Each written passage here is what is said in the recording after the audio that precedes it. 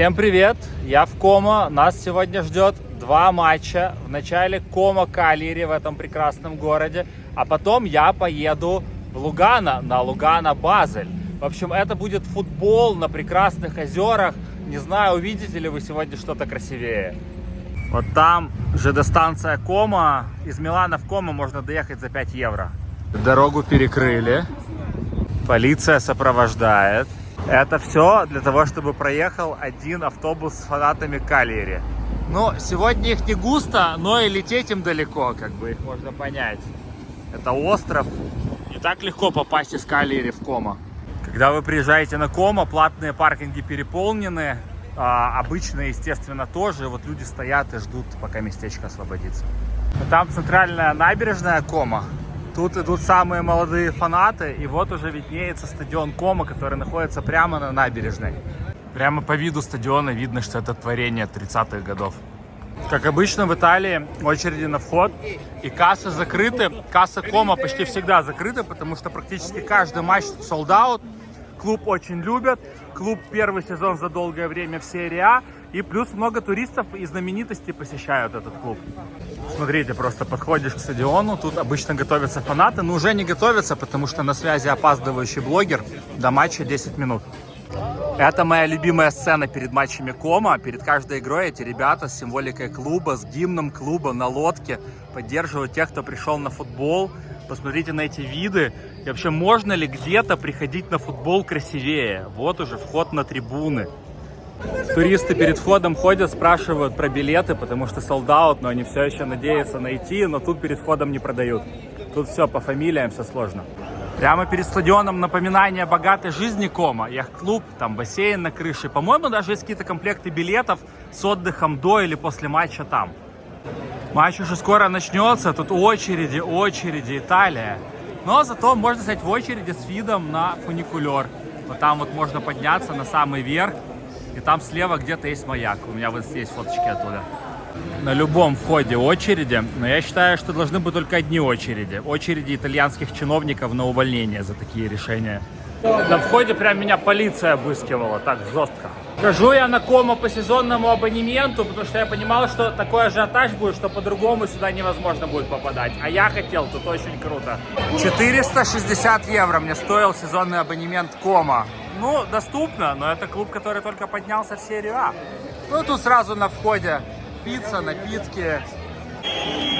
Как раз успел к гимну серии А, которому тут почему-то свистят. Ну, не хотели этот стадион в серию А допускать, потому что было слишком мало мест, но он расширяется прямо по ходу сезона. Еще в начале сезона этих мест не было, например. Фотография от Комо, песни. Атмосферно тут.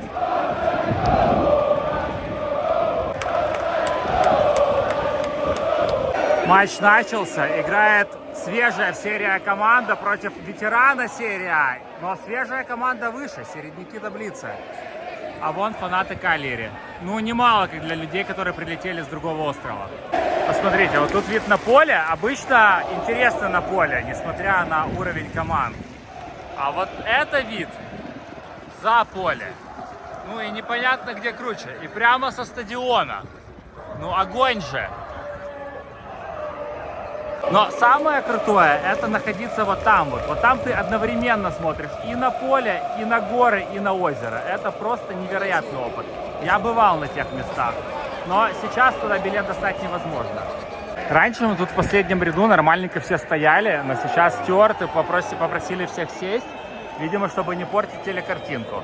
Ну, тоже лишнее, ну стоят все люди, ну что в этом такого? А вот посмотрите, какие у людей места для обзора на футбол. Ну прям можете не выходить из дома и смотреть вживую.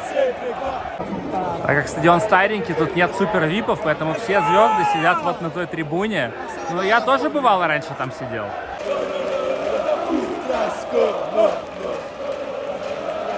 Вот тот самый яхт-клуб с бассейном. Хорошие условия для отдыха, да?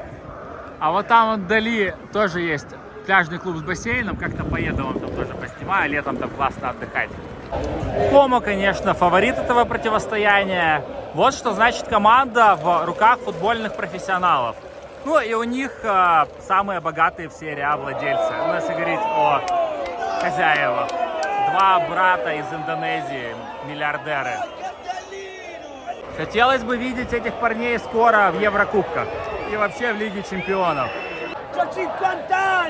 Как вы понимаете, Каллири забила первый гол. Много непереводимых ругательств. Каллири празднует, фанаты радуются. Но, вы знаете, для Комы это не такой уж важный матч на самом деле. Кома забила. Рефери показал, что офсайд. Потом вмешался ВАР. И гол таки засчитали. Красивый гол был.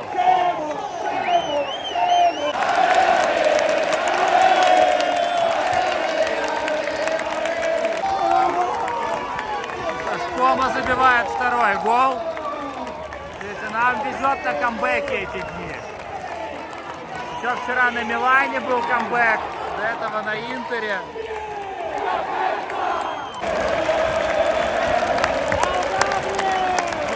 На перерыв идем при счете 2-1. Мяч вылетел, ребенок схватил. Стюарты думали пойти и забрать, но ребенок не растирался и растворился в толпе ультрас. Начали второй тайм. На воротах у Комо стоит Пепе Рейна, двукратный чемпион Европы, чемпион мира, победитель Бундеслиги, бывший вратарь Ливерпуля, много трофеев с ним взял. А тренирует их Сеск Фабригас, тоже двукратный чемпион Европы и чемпион мира в составе сборной Испании. Они вместе с Пепе Рейной блистали. Видите, получается, на такую трибуну без шарфика и прийти неприлично. Кто, моряк Папай?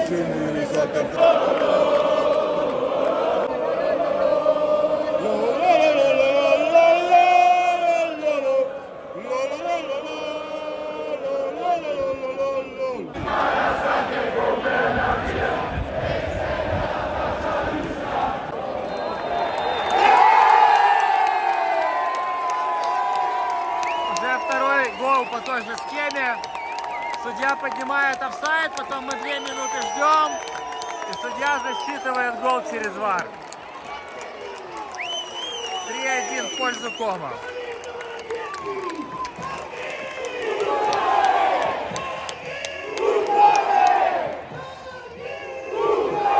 Кроны одна из звезд Кома этого сезона. У них еще Ника Пас есть. Тоже большие перспективы у парня. Ну вот, собственно, Ника Пас с нами на трибуне сегодня. Ну и Кутроны тут же, у них хорошая связка.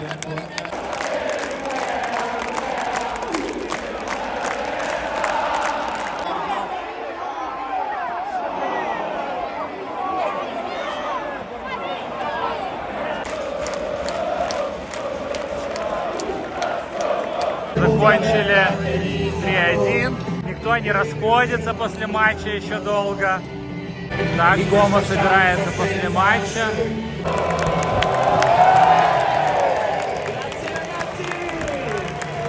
Также отдельно прибежали благодарить нашу трибуну. Командное фото после победы.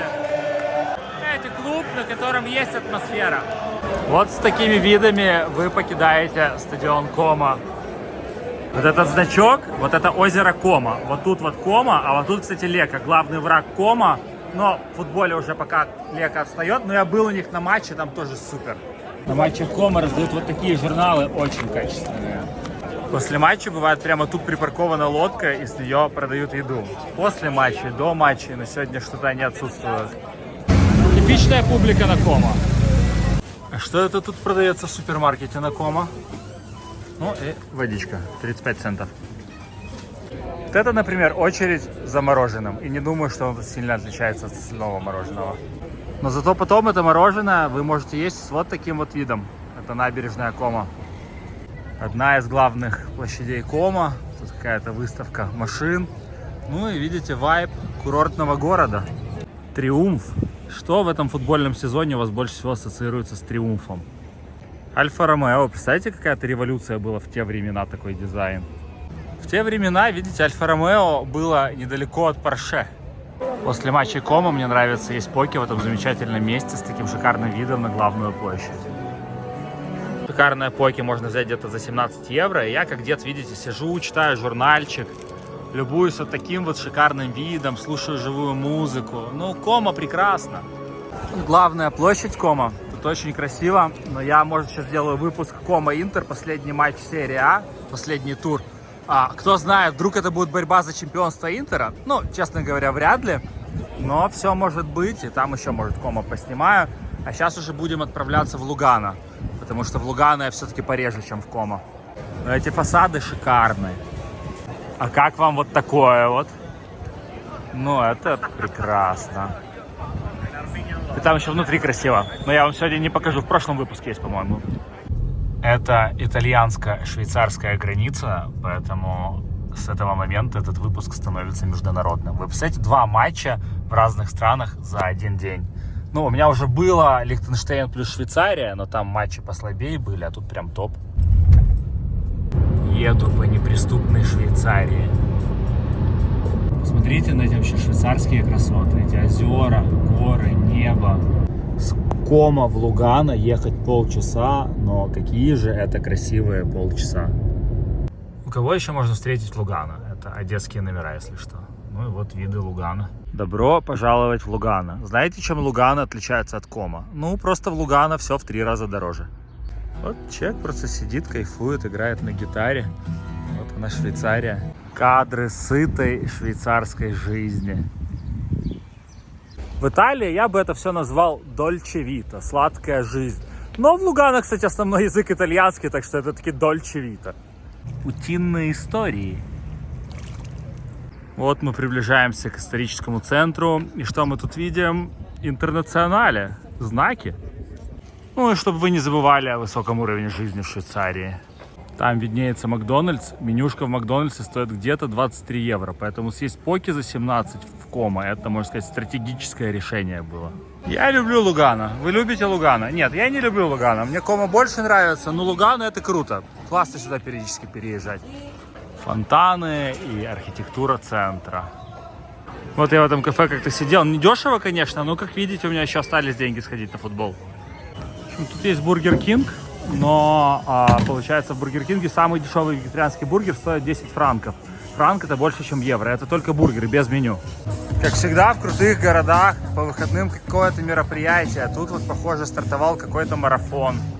Ну, вот это, как я понимаю, мэрия Лугано и одна из их главных площадей. Но если тут мэрия, видимо, самое главное. Уютные улочки Лугано. Если голодны, можете прямо по дороге себе лимончик сорвать. Зелень, галерея, в общем, они понимают толк в жизни. А это что у нас тут? Ну, у нас в Одессе таких много. Ну и тут сразу через дорогу. Видите, тут есть сеть азербайджанских заправок. Сакар. Как и в Болонье, подходишь к стадиону и вспоминаешь о бренности бытия. Ну а что тогда еще делать? На футбол ходить надо. Полчаса до матча, но тут уже чувствуется, что скоро будет футбол, причем не какой-то, а топовый, потому что в гостях Базель, лидер швейцарской лиги, и их очень заряженные фанаты. Мне кажется, они готовы перевернуть эту трибуну. А вот старенький стадион Лугано. Подуставший, но они строят новый. Вот уже видно отсюда новые конструкции. В прошлый раз, когда я был на Лугано, онлайн-продажа не работала, и я покупал в кассах. В этот раз удалось купить билет онлайн. И вот уже автобус Базеля стоит. Тут можно посмотреть славную историю клуба Лугано. Это один из самых старых клубов Швейцарии. Народная парковка возле стадиона, ну просто чтобы вы не забывали, что мы в Швейцарии и что с уровнем жизни тут все в порядке. Ну и Базель на самом севере, но люди явно приехали оттуда. Билетов, конечно же, уже нет, это солдат, топ-матч, но я сегодня на Курве Норд. Ничего вам не напоминает? В отличие от Италии, просто берешь и за пару секунд заходишь. Никаких вам проверок документов на входе. И как-то ходят на футбол. Ну и можно сказать подтрибунка. Народ нормально разогревается перед матчем. У меня на этот матч самый дешевый народный билет 30 евро. Не буду вам рассказывать, где именно я это снимаю, но тут очень ценят передачу ультраскультуры от отца к сыну, от отца к сыну. Ну и еще всякие послания тут имеются. Лугано на выезде, а выезжать им далеко, не на самом юге Швейцарии, а Базель с самого севера. Сегодня север против юга. Что, врываемся на Курву Норд. У нас нет никаких мест, где хочешь, там и садись. Свободная посадка. Оп. Смотрите на эту красоту. Курва Норд, трибуна фанатов Лугана. А вот там вот напротив, это все фанаты Базеля. У них такой большой выезд. Стадион всего на 6 тысяч, но они все равно нашли место для огромного ВИПа, который, впрочем, почти постоянно пустой, как я понимаю. А вот это, впритык к старому стадиону, строится новый стадион для клуба Лугана. Ну и так быстро идут работы. Это мог бы быть мой 93-й стадион, но я тут уже был, поэтому он в числе тех 92, что я уже посетил.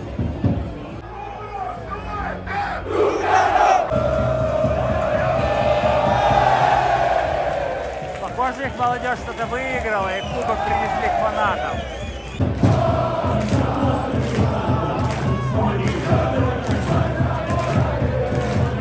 А вот и перформанс от гостевой команды.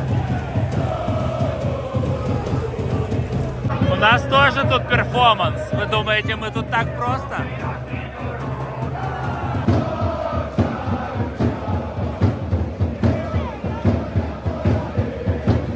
Форца Лугана!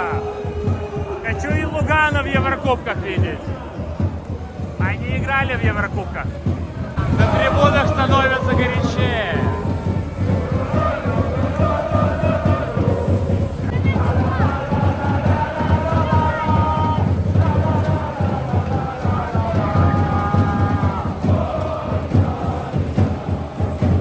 Вверх опускается. Куда ж без пиро-шоу?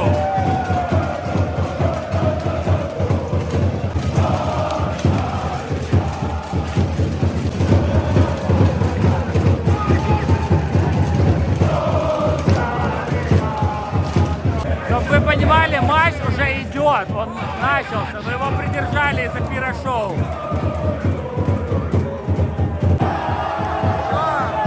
Лугана забивает на первой минуте. Гол от Лугана на первой минуте. Как счастливы эти люди. Не зря вся эта подготовка. Зарядили команду, что надо.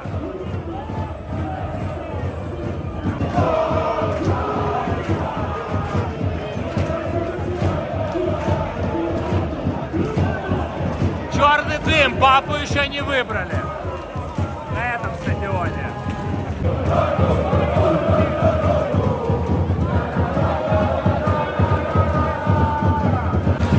Просто понимаете, куда я попал?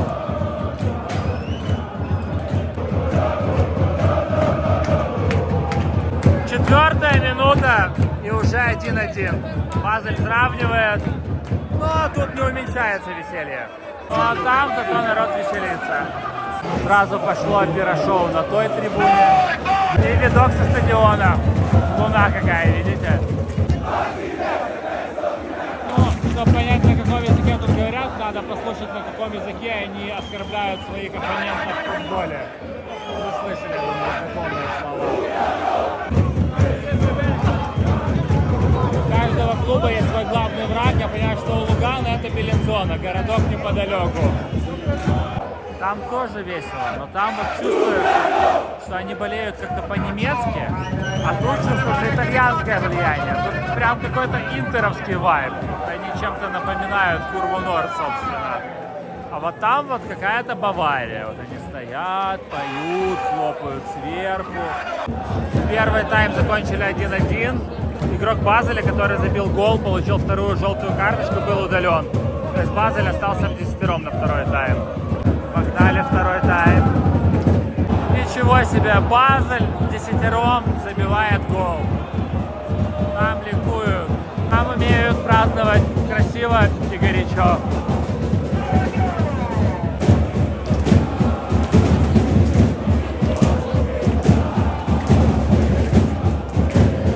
Сразу еще один гол от Базеля, и счет становится 1-3. Ну, какой-то сумасшедший футбол. И они сделали с 1-1, 1-3 в 10. Но все же Базель сейчас лидер чемпионата Швейцарии. Но сильно они дали, конечно. Просто какой-то дурдом. десятером. 1-4. Команда забивает 3 гола в десятером. Там сейчас просто перевернут трибуну от радости. Но есть чему радоваться на самом деле. За Базель десятером сделал хит-трик. Бывший игрок Интера, Баварии, Ливерпуля, Шакири. Я такого еще не видел. 1-5 в десятером. 4 гола за 15 минут в десятером. Ну, это какая-то фантастика вообще. Я не знаю, было ли такое в футболе. Но притом Лугано как бы это не самая слабая команда. То, что там супер фаворит с аутсайдером, они такие достаточно равные перед матчем были. Трибуна переворачивает, вот в прямом смысле этого слова. Мне кажется, в каких-то странах эта трибуна была бы уже пустая, но тут парней поддерживают еще сильнее после такого провала. Видите, все уже голые от радости. Тут достали какой-то баннер, и сейчас будут бить пенальти после просмотра ВАРа.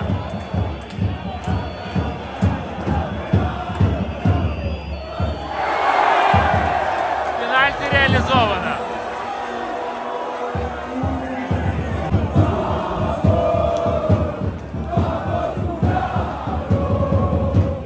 Опять. У нас тут все горячее и горячее.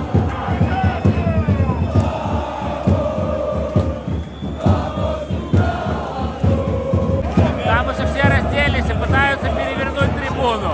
Подняли шарфики, а у кого нет шарфика, поднимает кроссовок. Что бы это значило? Закончили 2-5. Ужасный для футболистов Лугано матч. Парней на трибуне это не останавливает. А там чисто Бавария Мюнхен стайл. Они так себя называют. FCB. Ну, футбольный клуб Базель. И все равно, несмотря на такой матч, вся команда пришла поблагодарить своих фанатов и тут, и там. Это любовь. А там именно любят попрыгать. Ну, конечно, такой матч провели.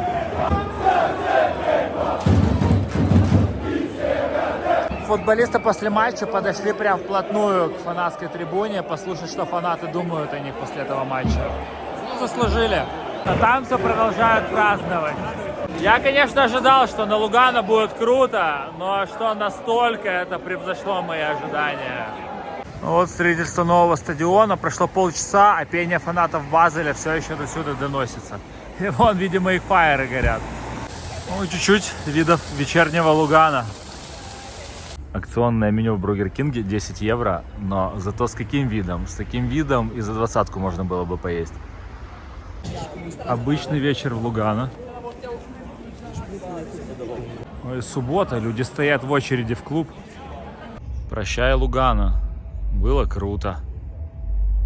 И красиво.